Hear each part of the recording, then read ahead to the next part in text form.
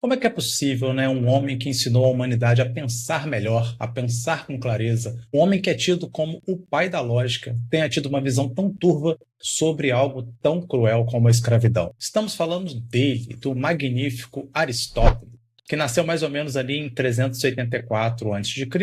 e morreu em 322. Este homem tinha uma mente que a humanidade demoraria séculos para chegar a um fragmento, uma fração de sua sagacidade. Ele não era simplesmente um sujeito espertinho, ele simplesmente tinha a alcunha de A Inteligência. E quem deu essa alcunha não foi um youtuber qualquer de hoje em dia, foi simplesmente Platão, seu mestre. Quando Aristóteles entrava na academia, Platão falava: a inteligência chegou. Então você imagina esse nível de prestígio de um ser humano e de uma racionalidade.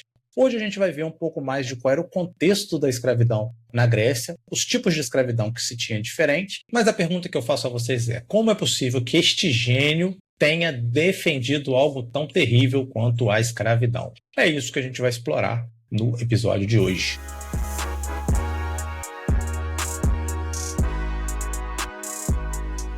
Na faculdade de filosofia sempre se escuta este papo, né? Que o Aristóteles, um gênio, um dos talvez top 3, top 5, certamente filósofos de todos os tempos, ainda assim tenha defendido algo como a escravidão. E aí, como é possível isso? É o que a gente vai tentar descobrir aqui, né? Como é que um gênio, a inteligência, comete um erro tão crasso assim, como a defesa desse tipo de coisa? Então, o primeiro ponto que a gente tem que comentar aqui é o contexto, né? Para começar, para você entender a sociedade grega, a gente precisa perceber que não era uma sociedade que tinha escravos. Ela era uma sociedade escravista. Então, a base dessa economia é a escravidão. E não só a sua economia, mas também a sua cultura, a sua política. Todos os elementos da autorreprodução da sociedade estão baseados na escravidão. Então, o trabalho forçado ele é o pilar que mantém esse tipo de sociedade de pé. Para vocês terem um pouquinho mais dessa dimensão, então. Então, sem os escravos, os gregos não teriam construído o Partenon. As minas de prata não existiriam. E sem as minas de prata, provavelmente não teria se financiado a frota, né, dos navios atenienses. E bem como, né, figuras como Aristóteles e tantos outros jamais poderiam ter se tornado filósofos, porque não teriam tempo livre para tal coisa. E olha que doideira, a escravidão não era algo escondido, algo por baixo dos panos, não. Estima-se que no auge de Atenas, 3 a cada 4 pessoas eram escravos. Cada pessoa, cada cidadão dito livre tinha de 3 a 4 escravos. Então, olha que loucura um negócio desse. Quer dizer, 80%, 70% a 80% da população era de escravos. E ter escravos não era uma coisa de rico, não, gente. O camponês, um sapateiro, poderia ter um escravo ali para ajudar na sua colheita, para ajudar nas suas atividades laborais. Em média, também um sapateiro ou um ferreiro tinha de 2 a 3 escravos para ajudar na sua atividade. Na verdade, é o contrário do que a gente possa pensar. Não ter escravo que era sinal de extrema pobreza. Ter escravo era o padrão, era o normal. E, obviamente, quem tinha mais escravos demonstrava que tinha maior poder econômico. E uma diferença importante também com a escravidão aqui das Américas, né, a escravidão da colonização. Lá na Grécia, a escravidão tinha um caráter diferente. A escravidão estava baseada na origem da pessoa e, principalmente, né, na guerra. Pessoas que perdiam a guerra escravizavam os outros povos. Então, uma coisa muito comum desse período é quando uma cidade vencia uma batalha sobre outra cidade, os homens eram mortos e as mulheres e as crianças eram escravizadas e vendidas. Então, se você viu aquela magnífica série do Spartacus, vocês estão ligados nisso, né? O Spartacus, se eu não me engano, ele era da Trácia. Ele estava lá vivendo a vida normal e simplesmente ele foi capturado e levado pelo Império Romano. Então essas regiões não gregas, né, como a Trácia, a Sítia, a Ásia Menor, era o foco dos comerciantes de escravo lá buscar pessoas para comercializar. E todos eles eram levados a mercados como o de Atenas ou de Corinto. Como vocês podem imaginar, os filhos de escravos nasciam escravos, né? Embora isso não fosse uma coisa muito comum e muito comercializável, porque demorava muito tempo para essa criança ficar produtiva. Então era mais comum importar os novos cativos do que produzir e criar crianças para se tornarem escravas no futuro. Uma outra forma também muito comum de escravidão nesse período é que os gregos escravizavam os próprios gregos através de dívidas. Mas isso acontece num período um pouco anterior a este, né? Porque o Solon, né, um importante legislador, acabou com isso em 600 a.C., então um período anterior ao de Aristóteles. Proibiu isso, pelo menos em Atenas, né? E aí, a partir dessa proibição,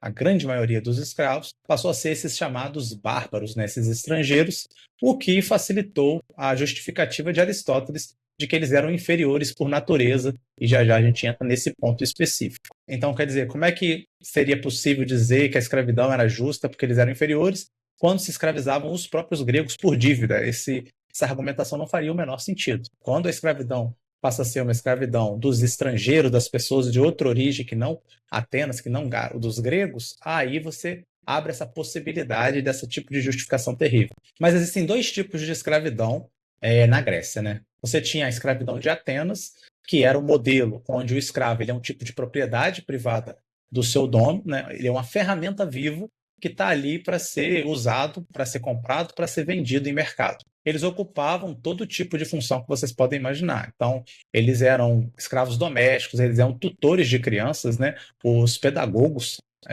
daquele período, eles eram policiais.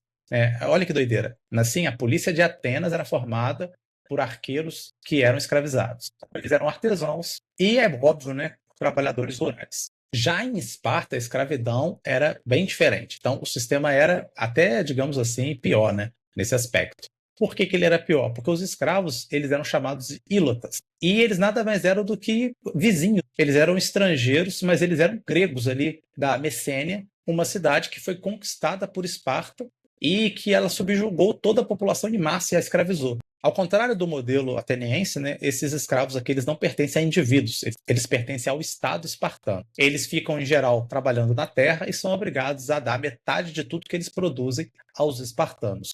E olha que coisa absurda, né? Esses ílotas, né, esses escravos espartanos, eles superavam a população de Esparta em 7-1. Imaginem que loucura isso, né? Eles eram 7 vezes mais numerosos que os espartanos. Isso fazia com que os espartanos vivessem em um estado constante de guerra e de violência contra eles. Então, eles produziam massacres anuais para manter o terror e conseguir manter o controle de uma população tão grande de escravos. Vale lembrar também, né, o impacto do ponto de vista subjetivo da escravidão na Grécia, né? Então, um escravo grego, ele sofria um tipo de morte social. Ao ser capturado, ele perdia sua família, seus deuses, sua pátria, seu nome. Então, ele se tornava um não-ser, por assim dizer. Então, ele era totalmente abdicado dessa estrutura social ao qual ele pertencia. Vale lembrar também que no nosso modelo de hoje, a liberdade é quase um direito natural. É quase não, é exatamente assim que os liberais, por exemplo, pensam a liberdade como um direito natural. Mas para o grego, a liberdade ele era um valor também absolutamente supremo, mas ele não era visto como um tipo de privilégio ou como um direito natural. Ele era visto muito mais como um objeto de poder. Você tinha que usar o poder para manter a sua liberdade, para conquistar e manter a sua liberdade. E o mundo era visto, né, como esse lugar de vencedores e de vencidos. Ser um escravo era a prova que você falhou e que foi abandonado por seus deuses, uma vez que perdeu.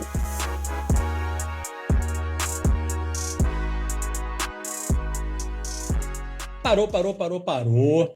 Tá gostando do nosso vídeo? Cogite apoiar o Não Precisa Copiar. Aparecendo um botãozinho aí para você ser membro e ter acesso a todos os conteúdos magníficos, exclusivos que Pedro Cortá vem construindo aí no decorrer desses últimos meses. Tá muito legal lá o seu vlog e os vídeos para membros. Se ainda não curtiu, tira esse segundo aqui para curtir, comenta o que você está achando e compartilha para alguém que você sabe que vai gostar desse conteúdo. Eu sou o Rodrigo R. de Carvalho, esse aqui foi mais um episódio Não Precisa Copiar. Até o próximo vídeo.